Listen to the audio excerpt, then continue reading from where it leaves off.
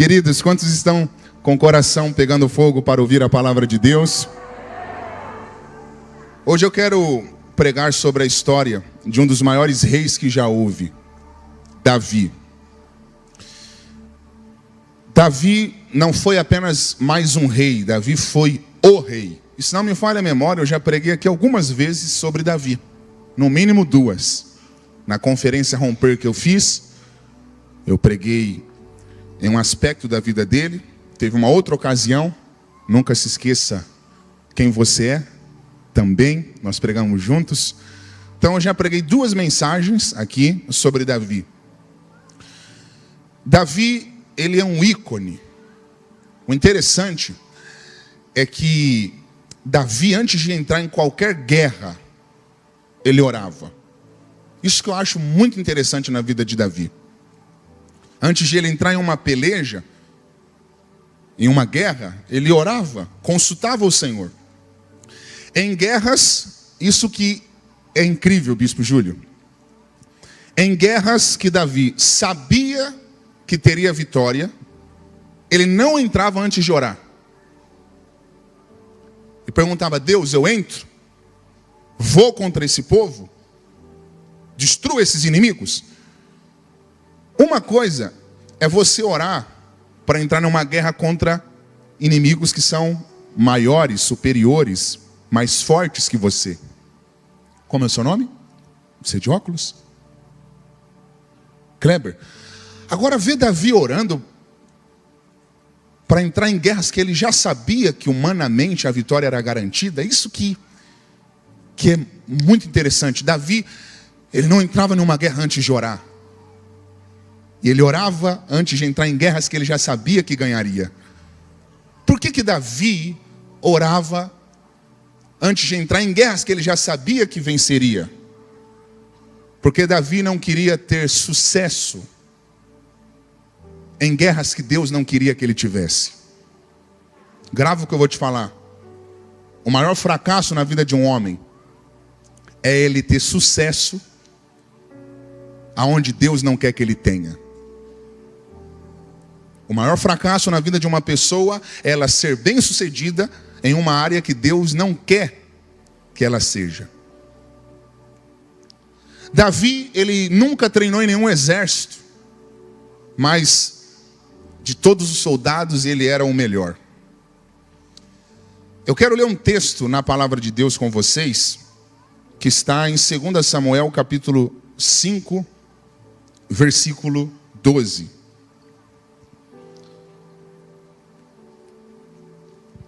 Capítulo 5, versículo 12. Olha o que está escrito. E entendeu Davi que o Senhor havia confirmado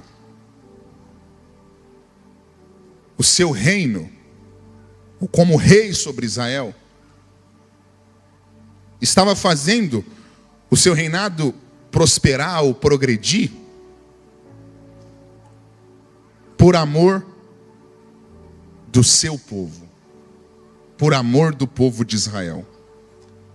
Isso aqui é muito tremendo, porque você percebe que Davi aqui está reconhecendo porque Deus estava fazendo o reinado dele prosperar, progredir, crescer, ser bem sucedido. Olha o que está escrito.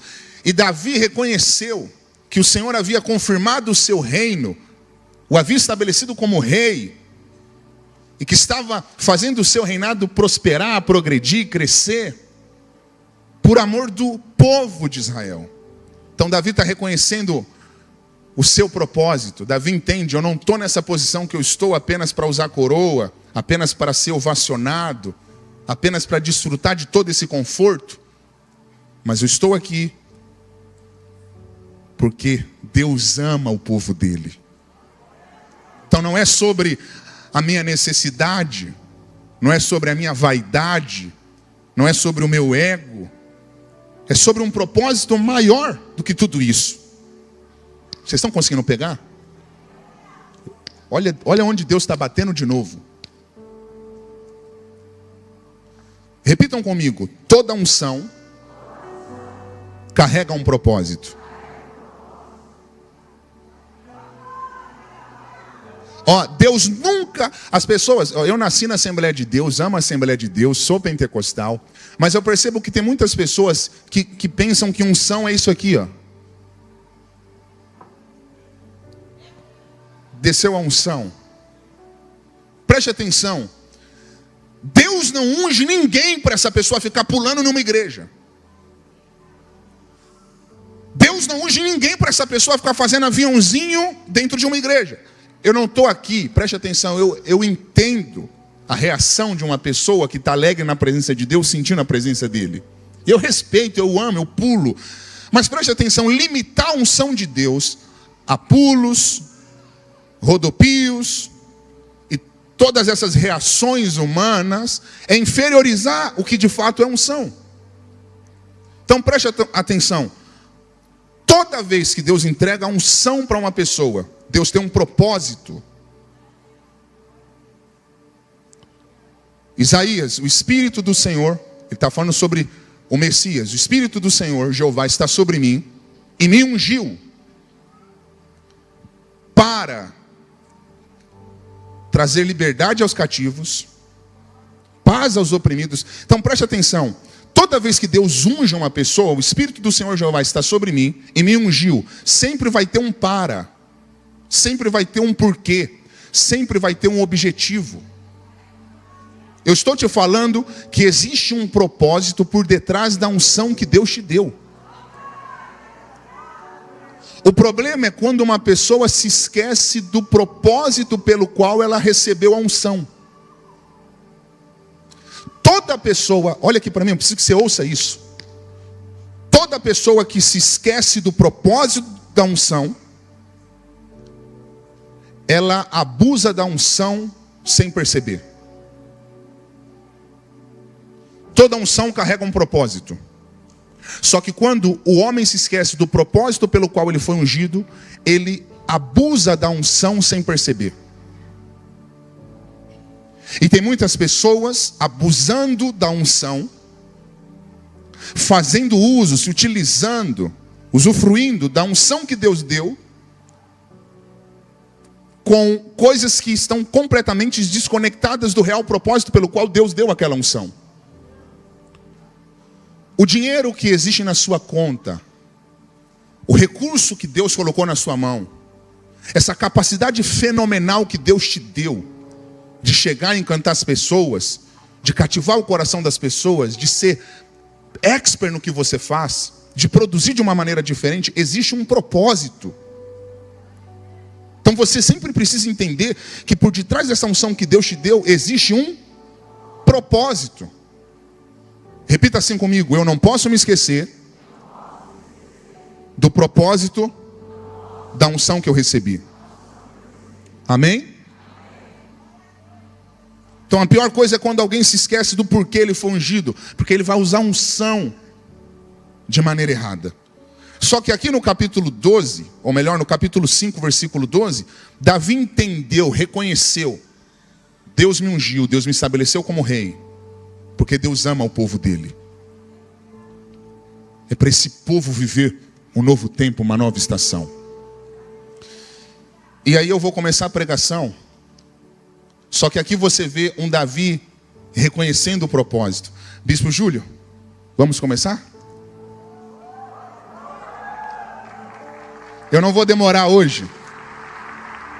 Olha, essa aqui, eu já preguei duas vezes com o senhor sobre Davi.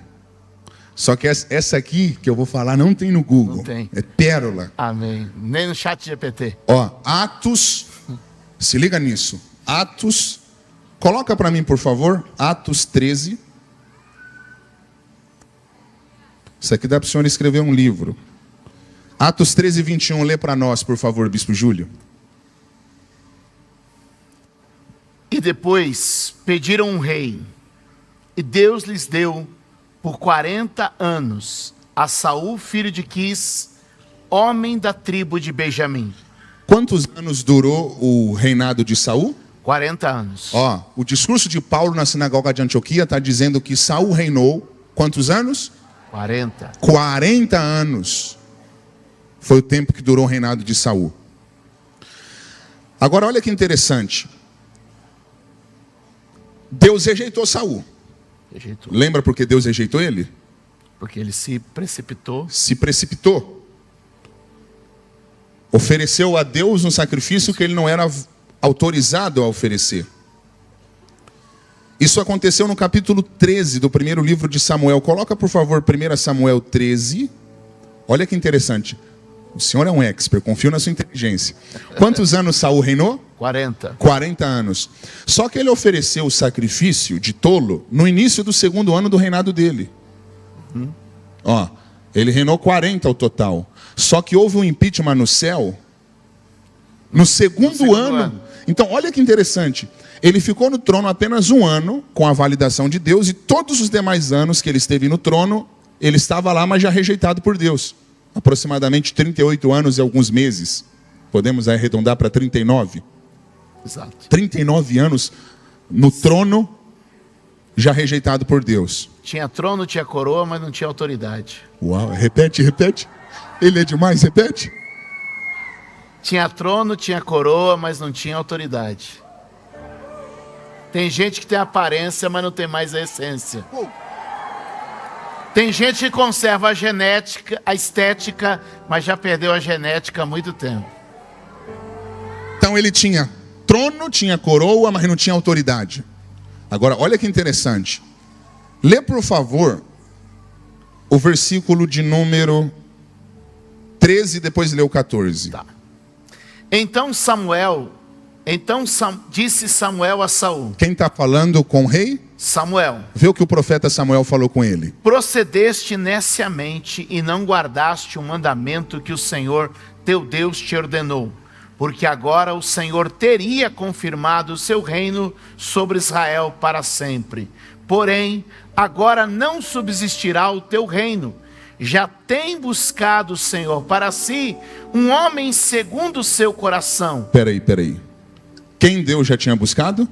Um homem segundo o seu coração. Que homem é esse que tem um coração segundo o coração de Deus? Davi.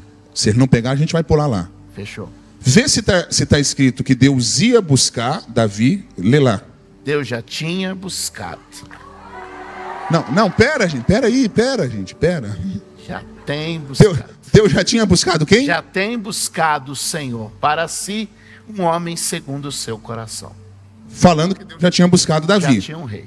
Mas depois que Saul foi rejeitado, depois desse episódio aqui, quantos anos aproximadamente Saul ficou no trono? 38 a 39. Deus já tinha buscado quem? Um rei. Agora lê, por favor, 2 Samuel 5:4. Daniel, se ele não pegar, liga o carro, nós vamos embora. Olha isso. Da idade de 30 anos era Davi quando começou a reinar. Peraí, quantos anos de idade Davi tinha quando começou a reinar? 30. Quantos anos Saul ficou no trono depois que foi rejeitado? 38 a 39. Então o Senhor está dizendo que quando Saul foi rejeitado, Davi nem tinha nascido? Nem tinha nascido A ainda. pergunta é essa, se Davi não tinha nascido, como que Samuel falou que Deus já tinha buscado Davi? Porque a Bíblia vai dizer que ele nos escolheu desde antes do ventre da nossa mãe. Ele pegou! É por isso que Davi vai escrever no Salmo 139. Todos... Quando eu ainda era uma criatura informe no ventre da minha mãe, todos os meus dias já foram tinham escritos no teu livro, antes mesmo que qualquer um deles existisse. Entre nós dois, você faz essa mensagem? Você faz essa mensagem? Nem o pai de Davi sabia que Deus já havia escolhido Davi antes de Davi nascer. Por isso que quando Samuel chegou na casa de Jessé para ungir um novo rei, o único que Jessé não mandou chamar foi Davi. Porque Jessé não sabia que Deus já havia escolhido Davi antes de Davi nascer. Uau. Só que eu estou aprendendo com essa palavra que Deus não me escolheu porque eu nasci. Você nasceu porque Deus te escolheu. Chacoalha a mão de quem está do seu lado e fala assim: você não é um erro. Uau. Você foi escolhido antes de ser formado. Eu vou deixar você celebrar se você acredita nisso. Você não é um erro. Tem gente pegando ali. Talvez os seus pais da terra não te planejaram, não te projetaram. Talvez você cresceu com sentimento de órfão. Mas Deus me traz hoje aqui na ICM para te dizer: eu sou teu pai, eu sou teu Abba, eu te escolhi antes de você nascer. Tua origem não é o bairro que você nasceu. Tua origem não é a família que você nasceu. Tua origem não é os ascendentes, seus pais, seus avós. Você foi criado a partir do coração de Deus. Tem gente, Raí, que fala: ai, meu pai e minha mãe se encontraram uma noite. Ai, Deus só precisava de um ventre fértil para trazer você ao mundo. Sua história não começa na concepção. Sua história começa antes da criação. Paulo vai escrever aos Efésios que ele nos elegeu nele antes da fundação do mundo. Lá eu já era escolhido e você também. Sabe cantar? Eu não sou. Tudo ao vivo aqui, tudo ao vivo. Porque tem gente aqui que precisa receber a paternidade. Uau! Tem pessoas aqui que não estão conseguindo viver tem gente chorando. Tem pessoas aqui que não estão conseguindo viver o propósito de Deus na íntegra por falta de paternidade. Aleluia. Por acreditar que é um erro de uma noite, que é um acidente. Só que você está ouvindo Deus falando com você: fui eu que te escolhi. Fui eu que te escolhi. Você não é um acidente. Você não é um erro. Você é projeto de Deus. Eu não sou mais escravo do medo. Eu sou filho de Deus. Eu não sou mais escravo do medo. Eu sou filho de Deus. Oh, oh, oh, oh, oh. Você acredita que você não é? Eu não sou mais escravo do medo. Eu sou filho de Deus. Eu não sou mais escravo da depressão, da ansiedade e do medo. Eu sou filho de Deus.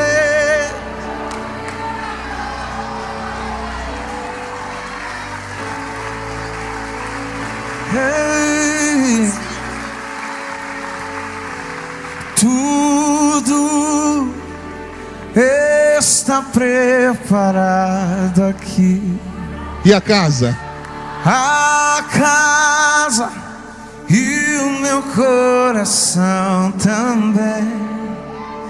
Tu és o único motivo que me fez chegar. Diga com o coração. Os filhos já estão chegando.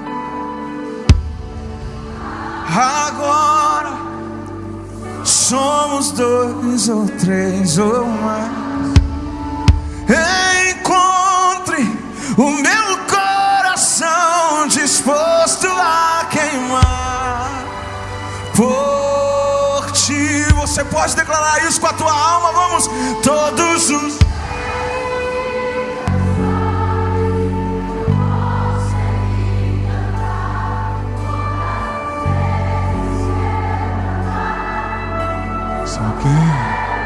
diga alto. Teu é o reino e a glória pra sempre, e o poder, amém. Você pode gritar isso, vamos, teu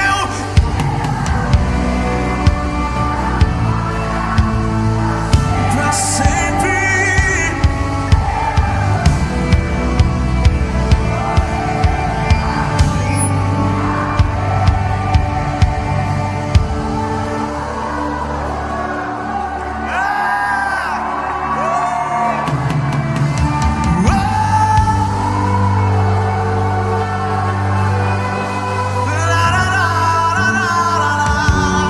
Daniel.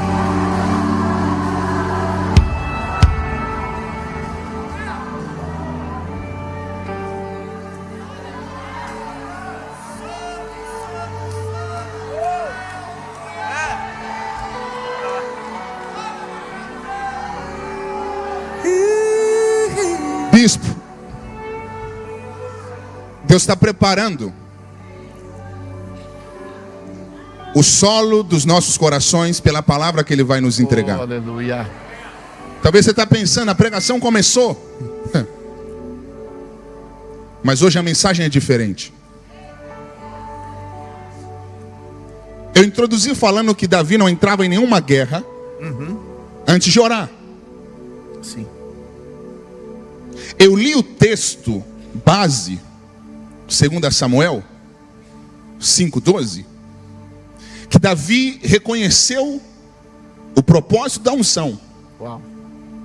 Que não era por causa dele, mas pelo amor que Deus tinha Pelo povo. pelo povo. Por amor ao povo. Então eu comecei te mostrando um Davi que foi escolhido por Deus, um Davi que saiu do pasto e agora se tornou rei de Israel e reconhece o seu real propósito. Repitam comigo. Mas agora ele cresceu. Mas agora ele cresceu. Prestem atenção nisso que eu vou falar para vocês. Teve uma vez que Davi pediu para levantar um censo. Só para vocês terem ideia de como ele cresceu. Joabe trouxe o censo. 1 Crônicas 21, 5. E Joabe deu a Davi a soma do número do povo. Wellington, olha o exército de Davi. E era todo Israel 1.100.000 homens. Espera aí, quantos homens, Israel? 1.100.000 homens. Os que puxavam a espada em Israel, 1.100.000 soldados. E de Judá? 470.000 homens que arrancavam da espada. 1.100.000 mais 470.000. 1.570.000 soldados que puxavam a espada. O exército de Davi está forte? Está poderoso? Ele cresceu? Se tornou poderoso?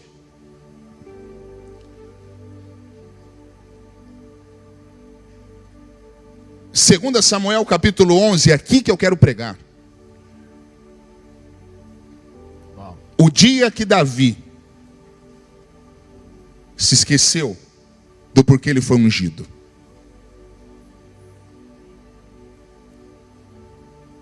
Esse foi o dia do maior fracasso do grande rei Davi. Uau. Lê para nós, por favor, 1 Samuel, ou 2 Samuel 11, verso 1, bispo. Olha o que está escrito em 2 Samuel 11, verso 1. E aconteceu que, tendo decorrido um ano no tempo em que os reis saem à guerra, enviou Davi a Joabe e com ele os seus servos e a todo Israel.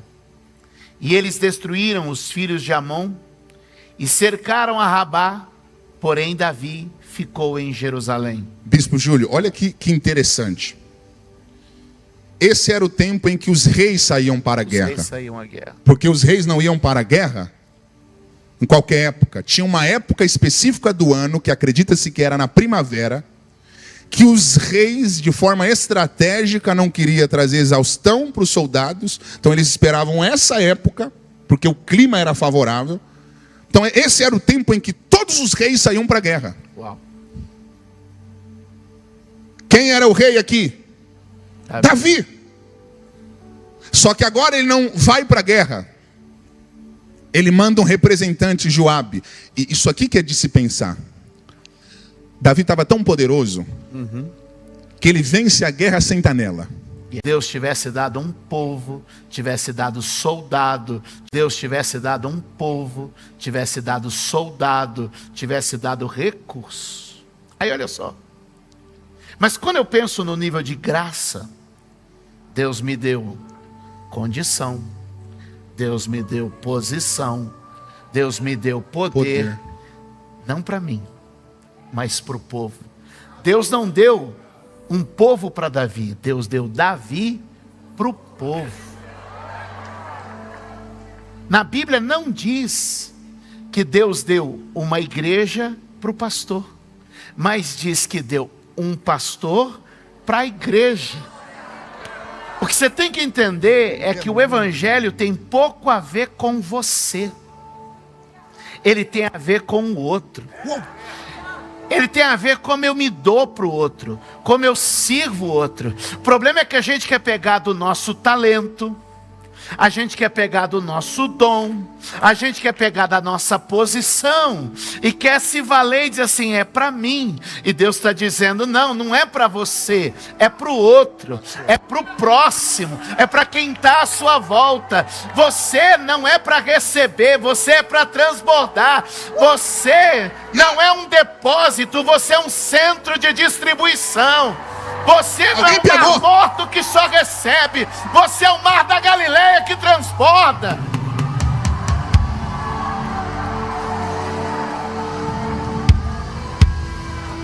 Mas bispo, continuando.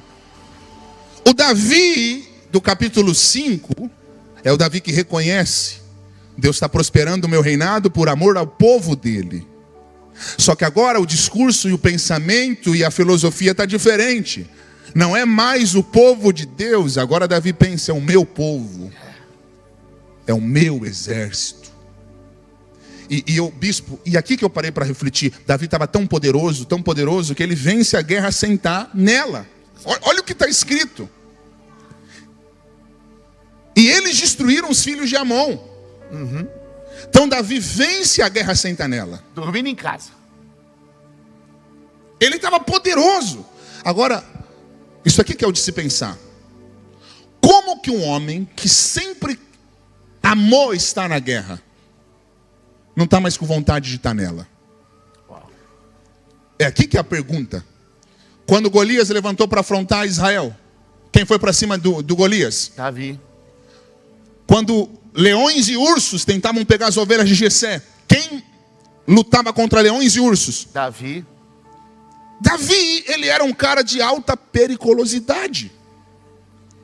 Sempre se dando pelas ovelhas, se dando pelo exército, se dando pelo povo. Ele não falava vai. Vamos. Aí essa que é a pergunta: como que um homem que sempre amou guerra, Wellington, Davi sempre amou guerra. Isso que eu me perguntei quando eu li. Como que esse Davi que amava estar na guerra não está mais querendo estar envolvido nela? E essa não é uma guerra qualquer, está escrito no texto. Era o tempo em que os reis iam para a guerra. Só que Davi não quer mais estar envolvido. O Davi que amava a guerra, agora perdeu a vontade de estar nela. Ouça o que eu vou te falar, porque aqui tem uma chave. Antes de toda queda, o mundo espiritual vai te mandar uma mensagem. Ele ouviu uma voz de medo. Repete. Ele ouviu uma voz de medo. O que acontece antes disso é que Davi foi a uma batalha. E dessa vez Davi quase morreu na guerra. Os homens disseram para ele: não venha mais à guerra, para que não se apague a lâmpada de Israel. Era uma voz de medo. Era uma voz de insegurança. O Deus que livrou no começo, livrou no meio, vai livrar no final também. O Deus que proveu no começo, no meio, vai prover no final também. Não permita que a sua fé diminua com os anos. Não permita que a sua fé se acomode nos números. Ele era 1, agora ele é mais de 1,5 milhão. E agora, sendo mais de 1,5 milhão, ele está deixando de confiar. E ele era um só e confiável. O mundo espiritual está mandando uma mensagem para Davi, só que Davi não está conseguindo perceber. Qual é a mensagem que o mundo espiritual está emitindo para Davi? Davi, você sempre amou guerra. E não é normal você não querer estar nela. Uau. Não é normal você estar ouvindo a voz do medo. Você sempre foi corajoso. Então, Antes de uma queda, o mundo espiritual vai te mandar uma mensagem. Uau. O problema é quando você rejeita ou não percebe essa mensagem. Eu vou contextualizar para todos entenderem. Quando alguma coisa não está funcionando bem no seu organismo, no seu corpo, o que o seu organismo vai fazer? Vai emitir um sinal, que geralmente O bispo já pegou. Vai fazer o quê? vai emitir um sinal, que geralmente é uma dor. Você sente dor de cabeça, dor de garganta, dor no ouvido. O que o seu organismo está fazendo? Mandando um sinal para você. Tem alguma coisa que está errada.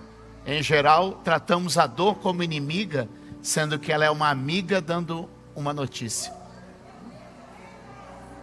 O problema é que tem pessoas que não se atentam para o sinal que está sendo emitido. Eu vou contextualizar para vocês entenderem.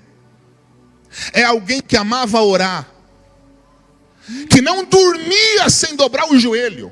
E já não está orando mais. E aí hoje não tem mais vontade de orar 5 minutos. E aí você está, não, é normal, é porque eu estou muito tempo na igreja. Só que é o mundo espiritual mostrando, você não está bem. Porque antes você não dormia um dia, uma noite sem orar. E agora você está conseguindo viver todos os dias sem orar 5 minutos. Antes você não conseguia ficar um mês sem fazer jejum. E hoje você não sabe mais o que é isso. Anos você não faz mais jejum. Meses você não abre mais a Bíblia. E aí você está pensando que está tudo normal. É o Davi que está deitado no palácio pensando, está tudo bem, o meu exército é poderoso, eu estou tendo resultados, eu estou tendo sucesso. E é você com essa mesma ideologia, está tudo bem, eu estou ganhando dinheiro, eu estou tendo agenda, eu estou fluindo, eu estou prosperando. E o mundo espiritual tentando te dar uma mensagem, tem alguma coisa errada, não está tudo bem. E você precisa conseguir captar essa mensagem. Só que Davi não está conseguindo. Isso aqui que é interessante, bispo. Ele está no palácio. Você acha que aqui ele imaginava que seria o dia da maior queda dele? Não.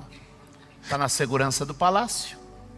Você acha que ele imagina que esse vai ser o dia da pior tragédia na vida espiritual dele? De forma alguma. Tudo estava indo muito bem. Ouça isso aqui. Isso aqui dá para você escrever um livro. O problema aqui não é Davi ficar na casa, porque a casa era de quem? De Davi. Era dele. O problema aqui é Davi negligenciar suas responsabilidades no reino. Uau. Toda queda acontece quando você começa a negligenciar suas responsabilidades no reino. Quer dizer que quando eu me afasto do meu propósito, eu me estou suscetível a uma queda? As pessoas pensam que Davi caiu quando foi para a cama. Na verdade, ele caiu quando ficou na cama. Uau. Porque ele só levou Betseba para a cama. Porque ele não estava onde devia estar. Pegou? Peguei. Todo mundo pensa que a queda de Davi acontece quando ele leva a mulher de Urias para a cama. Só que Davi não cai quando vai para a cama. Davi cai quando fica na cama. Uau. Porque nenhuma queda acontece do lado de fora se primeiro não acontecer do lado de dentro. É um Davi que está caído, mas não sabe. Uau. Alguém pegou. Essa desceu agora. As pessoas pensam que o outrem cai quando vem o escândalo. Fulano foi para o motel, ciclano traiu a esposa, fulano roubou. Aí todo mundo fala, o fulano caiu, porque aparentemente aquele momento foi o momento da queda. Só que olha aqui para mim, não existe nenhuma queda que acontece aqui no lado de fora se primeiro ela não acontecer dentro. Então é um Davi que já está caído do lado de dentro, só que ainda não sabe. E tem muitas pessoas que estão como Davi, já caíram do lado de dentro. Aqui é uma coisa de se pensar, eu não vou trazer dúvida, mas é o que eu reflito. A ordem de Deus para o homem foi para ele não comer o fruto da árvore do conhecimento. Porque Deus disse, se você comer, você vai morrer. Tem muita gente chorando, Daniel. Na minha perspectiva, isso aqui é de se pensar, bispo. O problema não está em si quando o homem come o fruto, mas quando ele duvida do que Deus disse. A queda começa na dúvida. Repete. A queda começa na dúvida. Tudo que não é por fé é pecado. Quando sai a fé, entra o pecado. Está escrito. Davi está no palácio, pensando que está tudo bem, mas já está caído. E aí ele se levanta para passear na casa dele, e ali ele viu do terraço uma mulher que estava se banhando, tomando banho, e essa mulher era agradável aos olhos dele. Ele mandou procurar saber quem era aquela mulher, e falaram: é a esposa de Urias. Só que Davi desejou ela e mandou chamá-la, se deitou com ela. A mulher ficou grávida e depois mandou a notícia para Davi, para o rei: eu estou grávida. Aí Davi, olha que interessante. Davi manda Joabe, que estava na guerra, mandar Urias voltar para Jerusalém. Olha como Davi estava maquiavélico. Ele mandou: Joabe, manda Urias de volta. Aí Urias chega, ele recebe Urias, que era o esposo da Betseba, e falou assim: como está lá o povo na guerra? Dá o relatório aí. Tá tudo bem. Aí falou: ó, vai para tua casa, descansa um pouco com a sua esposa. E ele deu até presentes para Urias. Qual era a estratégia de Davi? Se eu conseguir fazer o esposo dela deitar com ela, quando a barriga dela começar a crescer, ele vai pensar que o filho é dele. E na época não tinha o programa do ratinho. Na época não tinha teste de DNA. Então olha como Davi estava malicioso. Ele está arquitetando tudo. Chama o marido dela, fala para ele: vai descansar, fica com a tua esposa. Isso aqui que é o interessante. Davi está tentando consertar um erro com mentira. E o problema de viver uma vida mentirosa é que para você sustentar ela, você vai ter que criar várias outras mentiras. Para manter uma mentira, você vai ter que contar uma maior. Aí ele fala: Urias, vai deitar, vai descansar. Olha que interessante, Daniel. Versículo de número 8, lê para nós, bispo. Depois disse Davi a Urias: desce a tua casa, lava os teus pés. E saindo Urias da casa real, logo lhe foi mandado um presente da mesa do rei. Aí o 9, olha o que Urias fez. Porém Urias se deitou na porta da casa real com todos os servos do seu senhor e não desceu à sua casa. Aí falaram para o rei Davi: ó, Urias não foi dormir na casa dele não. Aí Davi mandou chamar Urias e falou: por que você não foi deitar com a sua esposa? Você veio exausto da guerra, mandei presentes. Aí, lê o versículo 11, isso aqui que é confrontante. Olha o que Urias disse. Homem honrado, né? Olha isso, olha o que Urias disse. E disse Urias a Davi: a arca e Israel e Judá ficaram em tendas, e Joabe, meu senhor, e os servos do meu senhor estão acampados no campo. E hei de eu entrar na minha casa para comer, beber e para me deitar com minha mulher? Pela tua vida e pela tua alma não farei tal coisa. Olha o que Urias está falando. Rei, eu não tenho coragem de ficar no conforto da minha cama com a minha esposa enquanto os meus amigos estão na guerra correndo perigo. O que Davi fez, tranquilamente. O espelhar das coisas, né? É sempre assim: o mal e o bem. O mal, eu vou ficar na cama enquanto os outros estão na tenda. Eu vou curtir a vida enquanto os outros estão na guerra. E o outro assim: eu não posso fazer isso. É a mensagem confrontante sempre. Imagine Davi ouvindo isso de Urias.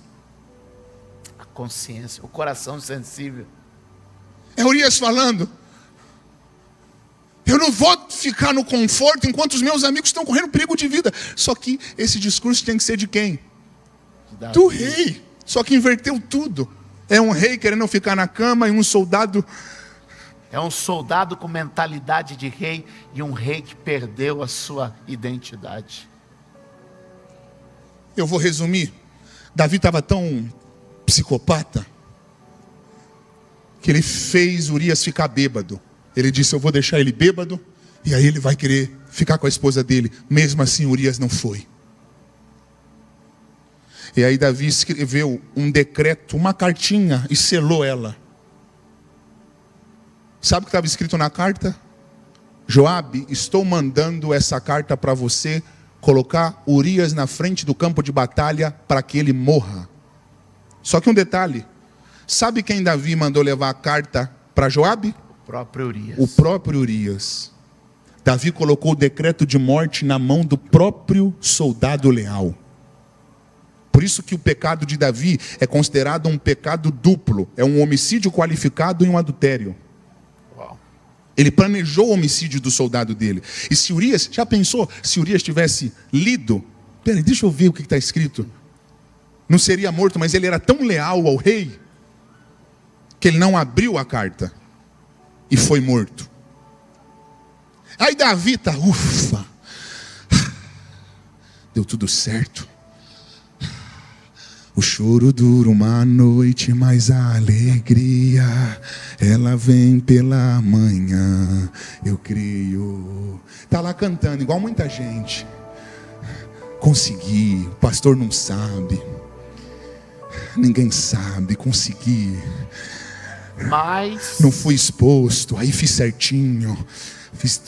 Consegui encobertar tudo. Aí está lá cantando. Ainda está lá e tudo está pensando que está tudo bem. nem tudo que dá certo é certo. Mas sabe o que leva muitas pessoas a pecar com facilidade? É porque nem sempre o resultado do pecado vem de imediato. A pessoa fala, o que? Trair minha mulher, está tranquilo, o pastor ainda me dá oportunidade. Estou fazendo tudo errado e os pastores ainda olham para mim e perguntam meu nome na pregação. Eu estou fazendo tudo de errado e ninguém sabe. Os profetas vêm e revelam para mim que Deus vai me abençoar. E aí as pessoas pecam com facilidade, porque nem sempre a consequência vem de imediato. Mas olha o que eu vou te falar. Uma hora o céu vai mandar a conta. Uma hora a conta chega. Tudo que o homem planta. O Davi que pensou que tinha resolvido o problema, olha o que acontece agora. E a gente finaliza a pregação. Deus está falando com pessoas aqui. Essa pregação não é para você dar glória. Glória a Deus, aleluia. Essa pregação é para você se posicionar.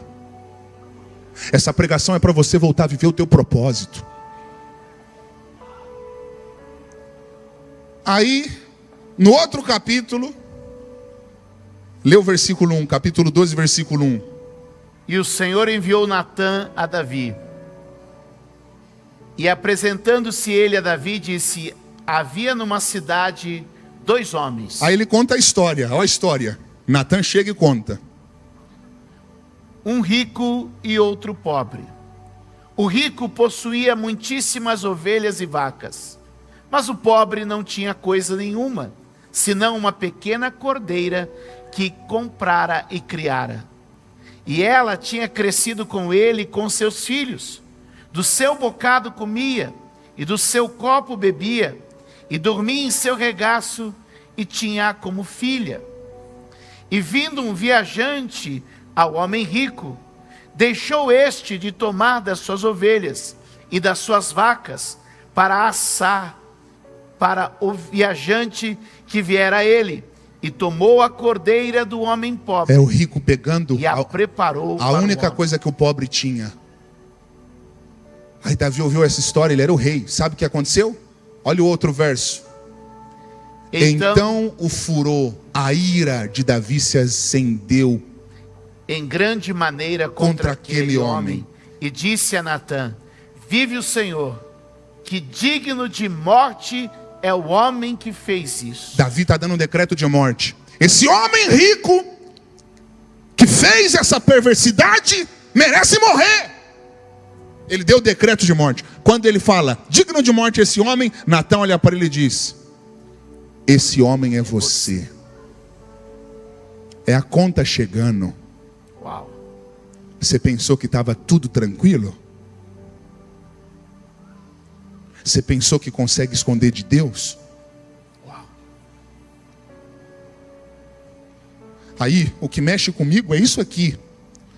Olha o versículo de número 7. Então disse Natã a Davi: Olha isso, Elito. Você é esse homem. Agora já não é mais Natã, é Deus. Assim diz o Senhor, Deus de Israel: eu te ungi. Eu te ungi com um propósito, cara.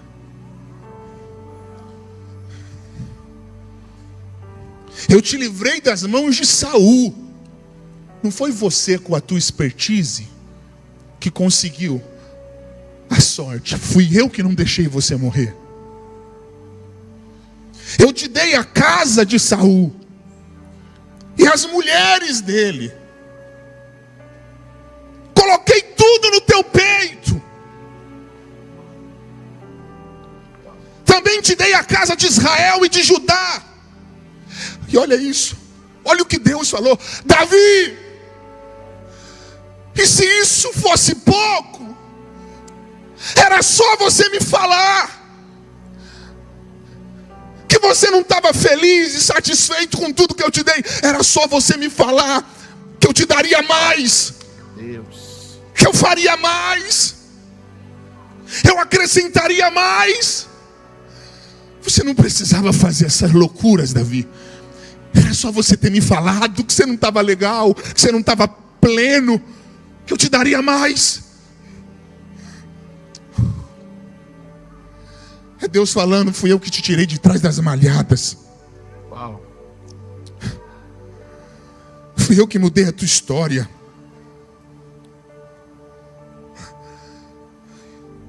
E você se esqueceu de tudo que eu fiz. Você se esqueceu de quando você orava e eu te livrava. Porque agora você tem dinheiro, agora você tem um carrão, agora está todo mundo querendo estar do teu lado. Você se esqueceu. Enfim, Davi está decepcionado. E aí, Davi faz uma das orações mais lindas da Bíblia, que é o Salmo 51. Ele chega diante de Deus e diz o seguinte: Deus, o medo de Saul era perder o poder, era perder a coroa. Por isso ele insistiu permanecer no trono mesmo sem a tua presença. Tinha coroa, trono, poder, mas não tinha autoridade. Lá ele ficou. Só que eu não quero cometer o mesmo erro. Pode retirar a coroa, o trono, o palácio, o reinado, mas a única coisa que eu te peço: não retires de mim a presença do teu Espírito Santo. Era Davi falando: eu prefiro voltar para o pasto, mas ter a alegria da salvação e a certeza que eu não estou sozinho, do que eu continuar no trono, mas acabado pela depressão, resultado da ausência dos meus pecados e da tua ausência. Então não me deixa.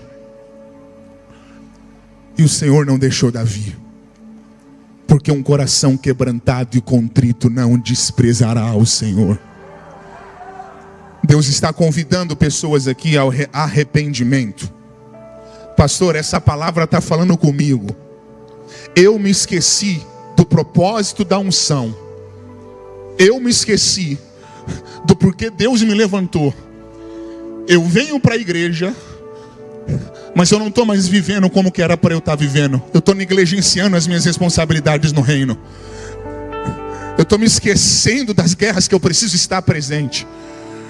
Só que essa palavra está falando comigo e eu não quero viver de aparência. Eu quero viver uma vida verdadeira. Se é com você e você quer hoje voltar a viver o teu propósito, sai correndo do teu lugar e vem aqui na frente. Se você sente que é com você, sai correndo do teu lugar e vem aqui na frente.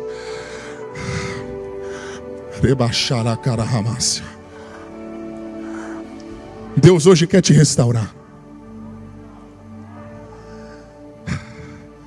Sim que luto minhas guerras. Pastor, eu quero voltar para a presença dele.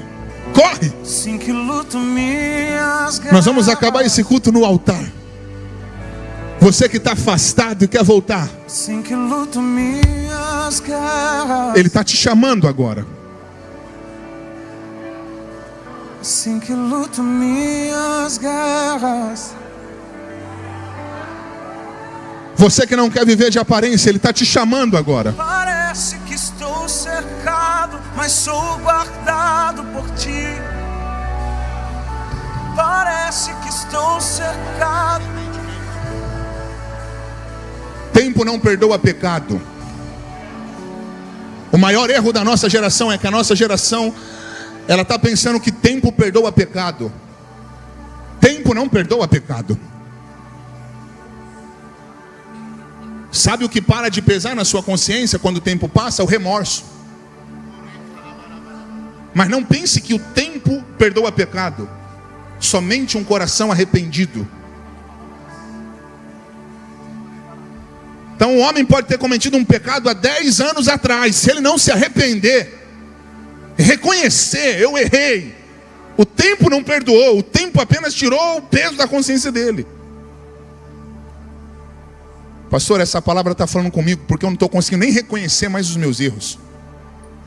Eu já estou abraçado com o pecado, estou deitado com o pecado todo dia, e eu não estou entendendo porque eu nem choro mais. Esse é o momento de você vir falar: Deus, quebra meu coração. Eu quero voltar a chorar. Eu quero voltar a ser crente de verdade. Eu quero viver uma vida verdadeira.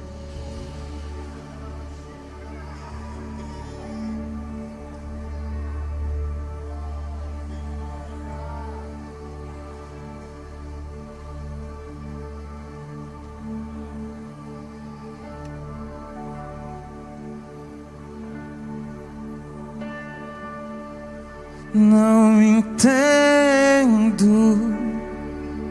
o meu próprio agir.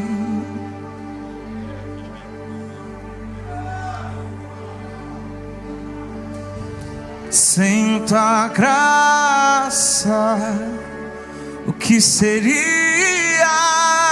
de mim? Bispo, tem pessoas aqui que vão voltar a chorar. Pois o bem que eu quero fazer não faço. Acabo cometendo. Pois meu corpo já foi vendido como escravo.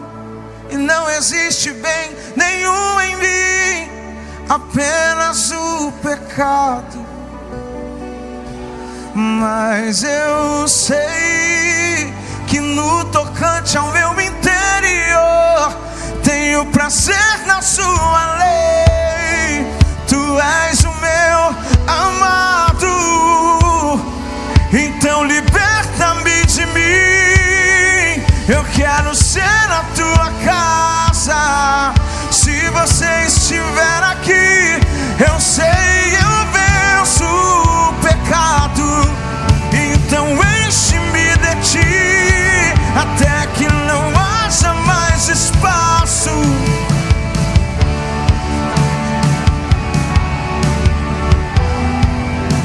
Sabe, bispo,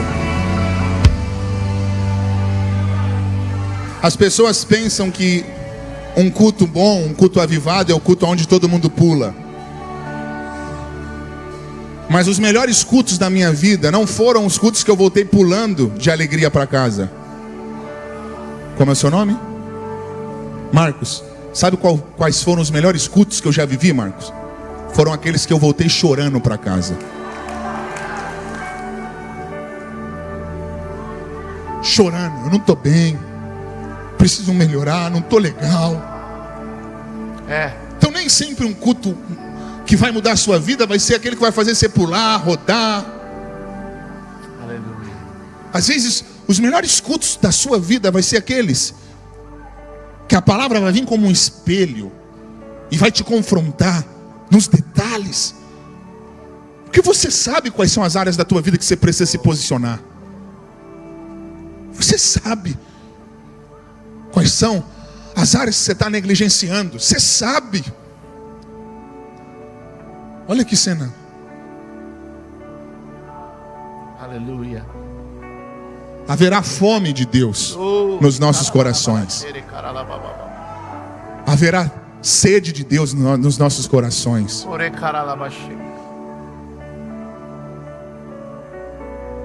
Filhos com coração arrependido. Bispo, eu já acabei. Eu só quero orar assim hoje. O que fizeste por mim, como alvo é o céu. Declare essa verdade, declare. Aumente a sua voz. Tua misericórdia. Tua misericórdia sem fim. Isso. Aumenta o volume do teu coração. Como um pai Se compadece do filho, Diga isso. assim tu me amas, me amas.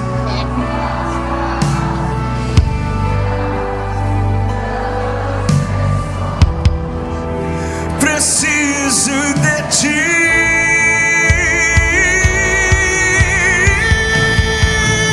Distante de ti, Senhor, não vale a pena.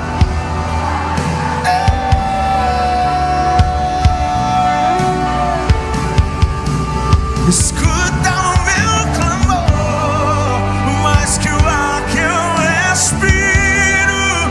Preciso de ti.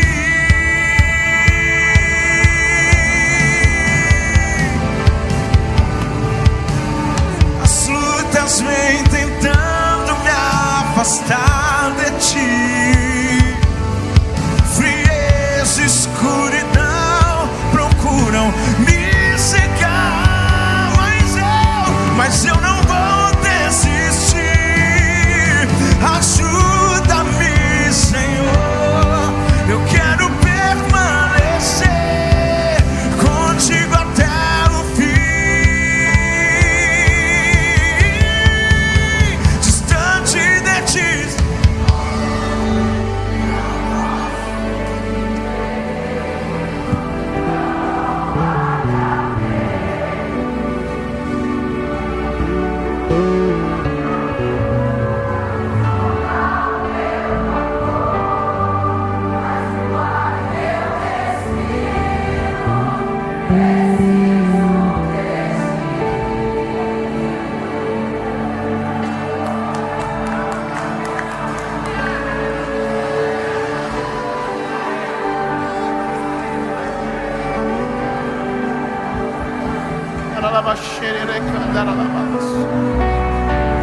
Oh, vamos orar, vamos orar, vamos orar.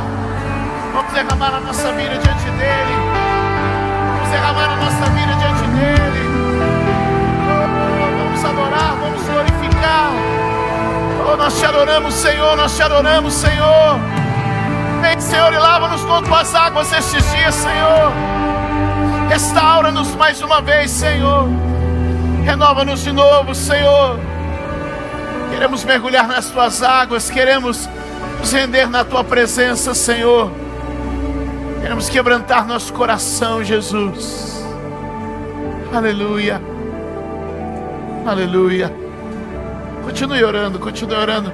Esse é um momento ímpar na nossa vida.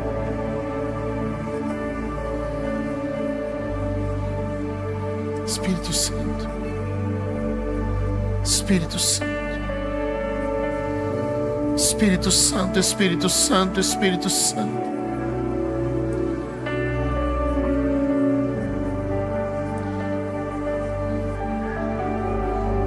Queria pedir a você que está aí no seu lugar, que venha aqui à frente abraçar uma dessas pessoas.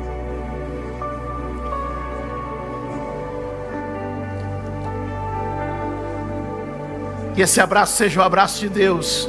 Um rapaz abraçando um rapaz, uma moça abraçando uma moça. Que esse abraço fosse o abraço de Deus. Sai do teu lugar e vem aqui à frente. Às vezes tudo que essa pessoa está precisando é ser acolhida novamente. E Deus está dizendo para ela: Eu ainda acredito em você. O Evangelho não é sobre quem não erra. O Evangelho é sobre aquele que se arrepende. O Evangelho não é o jogo de quem não erra. O game do Evangelho é aquele que vai se arrepender primeiro, aquele que vai se arrepender mais, aquele que vai fazer o seu retorno, aquele que vai voltar. E eu quero te dizer, o Pai te ama, o Pai te escolheu, o Pai te separou, o Pai te trouxe aqui. Oh, aleluia!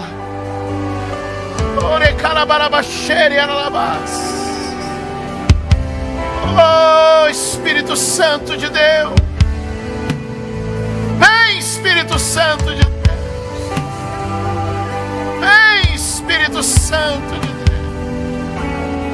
Sobre este lugar, ó Deus, e transforma a nossa história. Levante as suas mãos aos céus. Esse é aquele dia que a gente nem sabe como termina.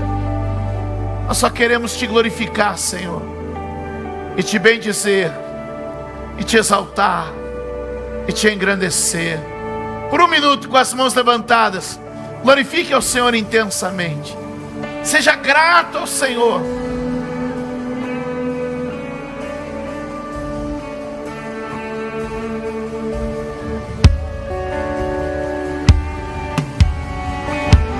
Avivamento não é quando subimos o monte com tambores. Avivamento é quando descemos ao vale carregando a cruz. Sinal de avivamento são lágrimas, é quebrantamento, é arrependimento, é pureza de coração, é voltar ao início, voltar ao primeiro amor, voltar a este tempo novo. Com as mãos levantadas, glorifique a Ele, exalte a Ele, bendiga a Ele. Nós te adoramos, Jesus.